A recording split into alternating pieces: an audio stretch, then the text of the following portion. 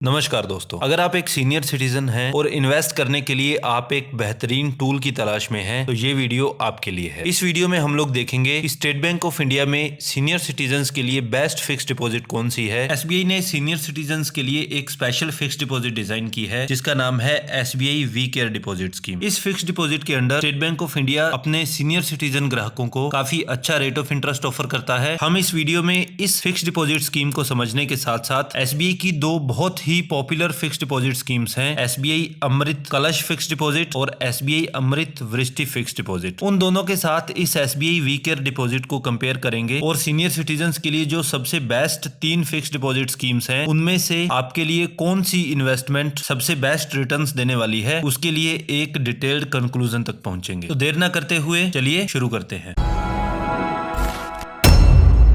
State Bank of India अपने senior citizens के लिए हमेशा से special rate of interest offer करता रहा है। नॉर्मल फिक्स्ड डिपॉजिट्स की तुलना में हमेशा से ही यहाँ पर कुछ extra rate of interest offer किया जा रहा है। लेकिन अभी एसबीआई ने अपने सीनियर सिटीजन्स के अलावा जो सुपर सीनियर सिटीजन ग्राहक हैं, यानी कि वो ग्राहक जिनकी एज 80 साल या उससे ज्यादा हो चुकी है, उनके लिए इंटरेस्ट रेट्स को और बढ़ा दिया है। यहाँ पर एसबीआई वी केयर डिपॉजिट जो स्कीम है ये एक डोमेस्टिक टर्म डिपॉजिट है, यानी कि इंडियन सिटीजन्स जो है वो इसमें इन्वेस्ट कर सकते हैं। कितने समय के लिए आपको यहाँ पर फिक्स डिपॉजिट करवानी होती है, तो SBI we care deposit scheme के अंडर आप मिनिमम 5 साल के लिए फिक्स डिपॉजिट करवा सकते हैं और मैक्सिमम जो है आप यहाँ पर 10 साल के लिए फिक्स डिपॉजिट करवा सकते हैं। हम यहाँ पर साथ साथ में एसबीआई की जो दो पॉपुलर स्कीम्स हैं, एसबीआई अमृत कलश और दूसरी जो है एसबीआई अमृत वृष्टि जो फिक्स डिपॉजिट है, उन दोनों को भी हम लोग साथ में ही डिस्कस कर लेते हैं। एसबीआई अमृत कलश फिक्स डिपॉजिट के अंडर आपको फिक्स डिपॉजिट करवानी होती है एक 400 दिनों की और अमृत वृष्टि के अंडर आपकी एक 444 दिनों की फिक्स डिपॉजिट खोली जाती है। तो आपके लिए बेस्ट सुटेबल टर्म कौन सी है वो आप अपने अकॉर्डिंग चूज कर सकते हैं। इसके बाद रेट ऑफ इंटरेस्ट की बात करें तो कुछ एडिशनल रेट ऑफ इंटरेस्ट आपको ऑफर किया जाता है। नॉर्मल सिटीजन्स के लिए क्या है कि 5 साल से 10 साल वाला जो टेन्योर है, यहाँ पर उनको 6.50% रेट ऑफ इंटरेस्ट ऑफर किया जाता है। लेकिन सीनियर सिटीजन्स को यहाँ पर 1% एक्स्ट्रा दिया जाता है जो कि रहता है 7.50%। और सुपर सीनियर सिटीजन्स की अगर हम बात करें तो उनको 1% की बजाय 1.10% एक्स्ट्रा ऑफर किया जाता है, तो उनका रेट ऑफ इंटरेस्ट यहाँ पर रहने वाला है 7.60%। अमृत कलश की अगर हम बात करें तो अमृत कलश में आपको ऑफर किया जाता है 7.10% रेट ऑफ इंटरेस्ट। अब चूंकि हम लोग अमृत कलश को भी साथ में डिस्कस करने वाले हैं और अमृत वृष्टि को भी साथ में डिस्कस करने वाले हैं, तो अमृत कलश के अंडर सीनियर सिटीजन्स को ऑफर किया जाता है 7.60% रेट ऑफ इंटरेस्ट और सुपर सीनियर सिटीजन्स को 7.70% रेट ऑफ इंटरेस्ट। और अमृत वृष्टि के अंडर सीनियर सिटीजन्स को 7.75% और सुपर सीनियर सिटीजन्स को 7.85%। तो डेफिनेटली अमृत कलश और अमृत वृष्टि जो है इस